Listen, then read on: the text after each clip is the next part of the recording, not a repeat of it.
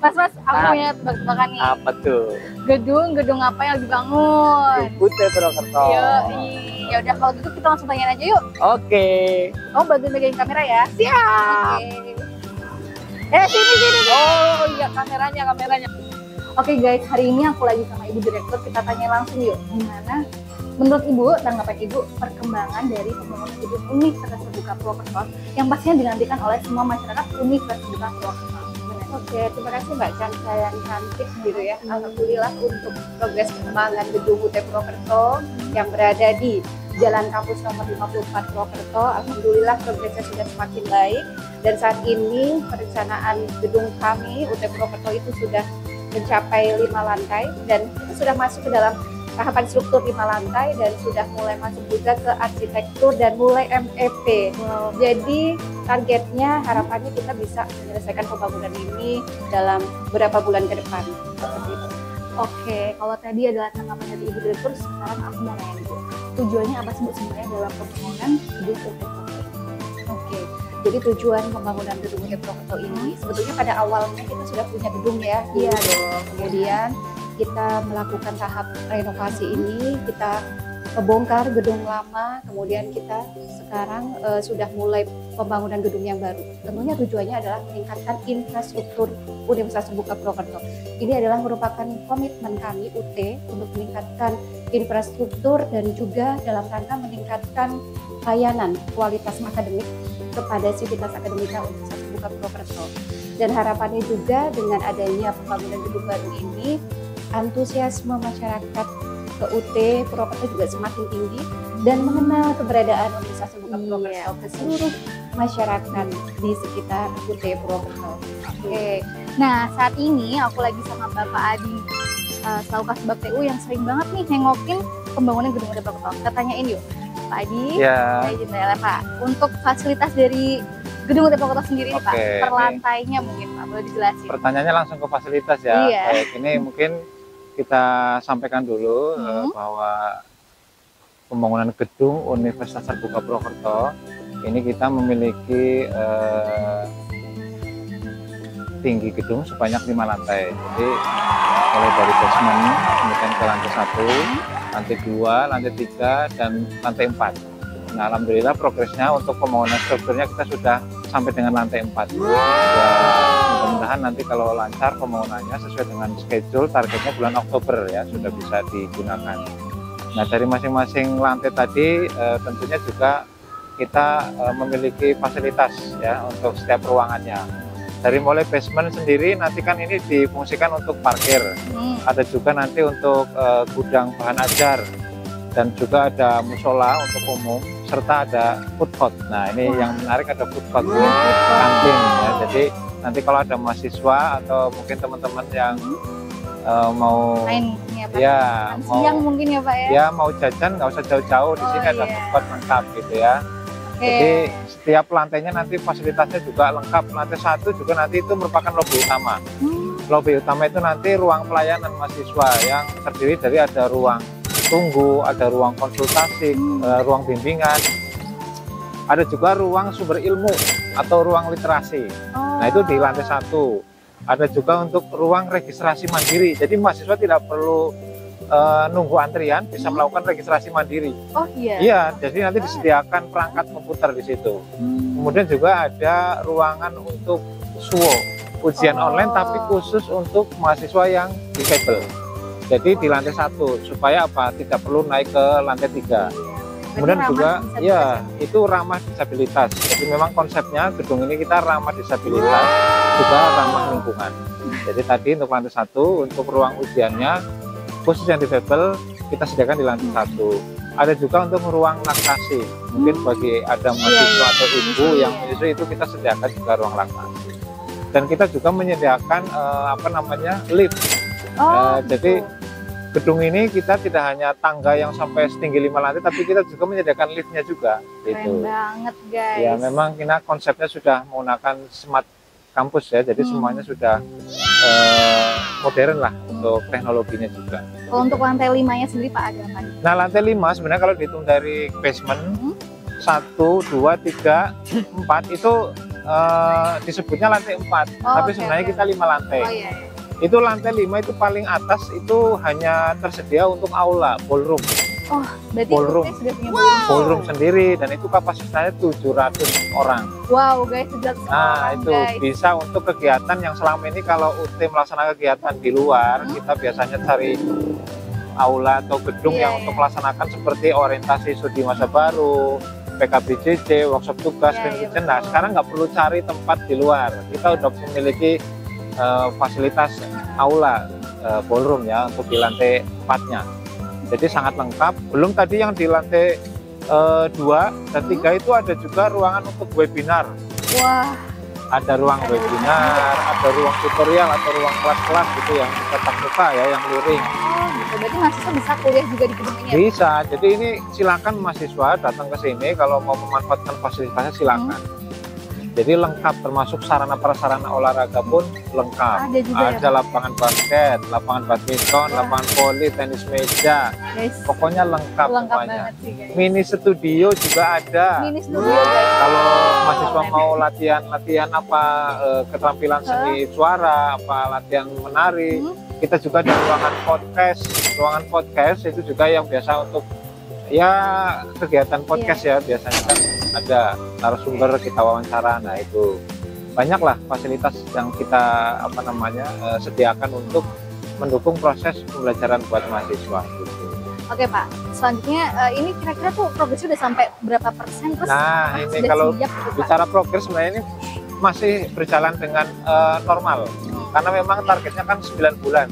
Pembangunan dimulai dari bulan Februari, sekarang sudah Maret, April, Mei, ya sudah 4 bulan, dan ini progresnya sudah sampai dengan strukturnya lantai 4, bahkan mungkin ini arsitekturnya juga sudah mulai dibangun untuk pembuatan seperti instalasi pipa untuk listrik, untuk jaringan, termasuk dinding juga, ini semuanya sekarang sudah mulai dibangun. Jadi ini sekitar bulan Juni nanti targetnya ya mungkin persentasenya sudah mencapai 30%. Harapannya ya nanti 30% di bulan Juni, nanti kemudian masih sampai dengan 5 bulan ya, Juni, Juli, Agustus, September, Oktober itu 100%. Wah, Mudah-mudahan. amin, amin. Gitu. Oke. Oke Pak, kalau gitu harapan Bapak sendiri nih Ya. terkait pembangunan gedung UT Property. Pastinya dengan Mungkin hadap gedung kamera dulu Pak. pastinya dengan gedung baru Universitas Terbuka Purwokerto ini kita akan memberikan kualitas layanan yang lebih baik tentunya kepada mahasiswa, dan juga bagi mahasiswa sendiri bisa memanfaatkan fasilitas yang ada, silakan digunakan untuk mendukung proses pembelajaran dan proses belajar mandiri buat mahasiswa. Kemudian juga dengan adanya gedung baru ini, mudah-mudahan masyarakat di sekitar ya wilayah Banyumas dan sekitarnya bisa semakin mengenal UT gitu ya. Jadi mungkin ini untuk meningkatkan daya tarik juga, bahwa ternyata UT memiliki gedung yang megah dan lengkap, fasilitasnya juga sangat lengkap gitu. Terima kasih Pak Adi. atas Sama-sama. waktunya. Oke, sekarang aku udah langsung dengan Bapak Intan selaku tim ahli dari proses pembangunan gedung UT Purwokerto. Gimana Pak kabarnya Pak? Alhamdulillah baik Mbak. Baik. Oke Pak, terus menurut Bapak sendiri nih, kualitas dari pembangunan gedung UT Purwokerto ini sendiri gimana Pak? Kalau saya lihat saat ini memang masih on track ya. Kualitas itu kan banyak ya, seperti struktur. Mungkin nanti ini baru terlihat strukturnya. Iya. Nah, kami sebagai tim ahli itu untuk menjaga kualitas itu salah satunya ini Mbak, kita melakukan perubahan terutama di area basement. Ini kan ada area basement. Iya. Jadi area basement itu harus ada namanya beton kedap air, atau kita harus kasih waterproofing. Nah, waterproofing sebelumnya speknya itu adalah pakai puting. Maka kemarin tim ahli saya dengan Prof. Agus dari tim ahlinya Unsud itu menyarankan dan merubah menjadi sistem integral. Dan saat ini sudah dilakukan perubahan dan oleh penyedia melalui beton integral itu sedang menuju ke sana, itu melalui setmik gitu. Maka ini sudah diubah menjadi beton. Itu salah satu pengendalian dari kualitas. Kalau dilihat yang lain-lain termasuk pengujian beton, kemudian ada dilakukan betonnya tidak masuk, kita melakukan coring untuk dilakukan, dan itu sudah dilakukan. Dan alhamdulillah saat ini masuk. Hanya tinggal menunjuk yang beton pakai integral, yaitu sistem waterproofing-nya sistem integral, langsung diaduk di dalam campuran beton. Itu salah satu untuk kualitas yang kita coba jaga. Oke, kalau tadi tentang kualitas ya Pak, saya mau nanya lagi. Kalau tentang kira-kira dengan bahan-bahan dan struktur yang sudah terancang ini, gedung ini bisa bertahan sampai berapa lama Pak? Baik. Kalau masalah usia bangunan itu kan standar teknis ya, itu sudah sesuai standar teknis bangunan. Kalau untuk surat perencana di dalam melaksanakan atau merancang itu dia pakai spek-spek, yaitu ada di RKS namanya, spesifikasi teknis. Jadi hampir semuanya kita pakai standar minimal, yaitu bangunan ini mestinya harusnya mampu menahan usia 50 tahun minimal, itu seluruhnya. Jadi nanti kalau sudah runtuh setelah 50 tahun ya berarti sudah memenuhi. Tapi kalau belum, tidak sesuai. Itu sebetulnya sudah tertuang di dalam standar spesifikasi bangunan di standar PU ya, SNI gitu. Mungkin seperti itu. Terus kalau untuk dilihat dari rancangan atau strategi dan pembangunan yang sudah sampai detik ini Pak, kira-kira bulan November apakah sudah akan siap? Nah ini kalau melihat saat ini kan ada dari jalur rapat kan terlambatan sekitar 5%. Dan ini kami tadi dari rapat sudah meminta kontraktor untuk membuat action plan sampai seberapa dia mencapai positif gitu aja. Dan itu di minggu ke-25 yaitu di akhir Juni. Kalau melihat seperti ini, memang kita terkendala di basement yang saya utarakan tadi ada perubahan. Ya, mestinya masih optimis gitu, karena masih ada rentang waktu 5 bulan. Ini strukturnya sebentar lagi selesai karena itu. Kemudian mengingat tadi 5 bulan itu nanti untuk finishing, MEP gitu dan sebagainya. Nah, upayanya adalah di samping kita mempresur untuk kontraktor, kita juga minta adanya ini Mbak, adanya schedule detail, termasuk schedule subkon, schedule material, schedule alat, kemudian schedule bahan, itu harus sebagai bentuk pengendalian terhadap waktu, bukan hanya schedule KR, tapi detailnya itu, karena itu menjadi pegangan kami, nanti akan dijadikan acuan oleh konsultan MK. Itu upaya bentuk untuk pengendalian waktu. Oke, kalau gitu Pak, pertanyaan selanjutnya yaitu, ini kan gedungnya gede banget nih Pak. Ya. Kira-kira butuh berapa pekerja sih Pak untuk membangun gedung UT ini?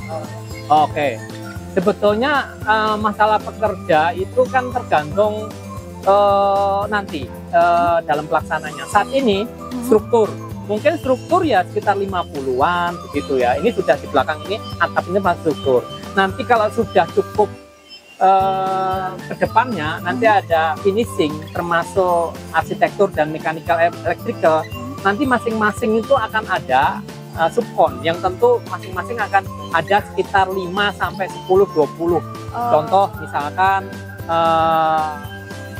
kusen, aluminium, kemudian keramik, kemudian lift, kemudian AC, kemudian plafon, itu subkon yang rata-rata mereka itu ya sekitar 10 orang.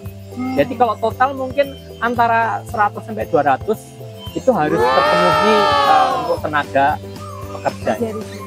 Jadi sekitar 200 orang untuk membangun gedung PT Purwokerto. Kita tanya juga yuk, kira-kira harapan Bapak sendiri terhadap pembangunan dari gedung PT Purwokerto.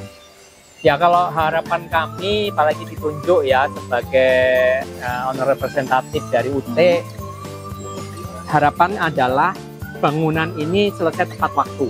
Kalau molor berarti itu tidak bagus, bahkan kontraktor akan denda. Di samping tepat waktu atau PHU nanti juga tepat mutu, begitu. Harapan tentunya gitu. Jadi on track waktu dan mutu. Karena kalau dia terlambat dikhawatirkan terhadap kualitas. Jadi memang penekanannya dia harus sesuai dengan kualitas dan ini waktunya. Mungkin itu yang paling penting di setiap pembangunan. Wow, aku sendiri sebagai pegawai UT aja nggak sabar banget nih guys buat datang langsung ke gedung PT Purwokerto kalau udah jadi. Kalau kalian bisa ikutan ya ke gedung PT Purwokerto, ramein. Oke, kalau gitu Bu, terakhir Bu, harapan Ibu terhadap pembangunan gedung PT Purwokerto. Ya, jadi harapannya tentunya pembangunan gedung ini sesuai dengan target perencanaan, bahwa di bulan November itu kita sudah selesai pembangunannya dan kita cepat segera pindah ya, segera kita fasilitas ini digunakan untuk kita seluruh sivitas akademika UT Purwokerto. Dan tentunya yang paling penting harapannya adalah mengenalkan keberadaan UT semakin luas di seluruh wilayah masyarakat UT Purwokerto. Oke Bu, terakhir banget ini. Ada ucapan mungkin Bu, siapapun deh terserah. Ya, tentunya kami mengucapkan terima kasih kepada semua pihak yang telah membantu dalam proses pembangunan gedung ini, terutama di bagian pemerintah ya, di bagian PUPR, kemudian dari inspektorat, kemudian dari Dinas Lingkungan Hidup yang turut serta membantu, dan juga dari pihak Universitas Jenderal Sudirman juga ikut mengawal proses perkembangan gedung ini. Oke, kayak gitu. Aduh, capek banget. Kenapa sih? Gedungnya gede banget. Iya dong, pastinya. UT Purwokerto pasti kalau gedungnya nggak main-main lah, Mas, langsung gede. Aku aja nggak sabar nih buat langsung main ke sini kalau udah jadi. Oke, kita tunggu kapan? Progres selanjutnya ya. Siapa tahu kita di sini bikin pas gedung udah jadi. Oke? Oke. See you.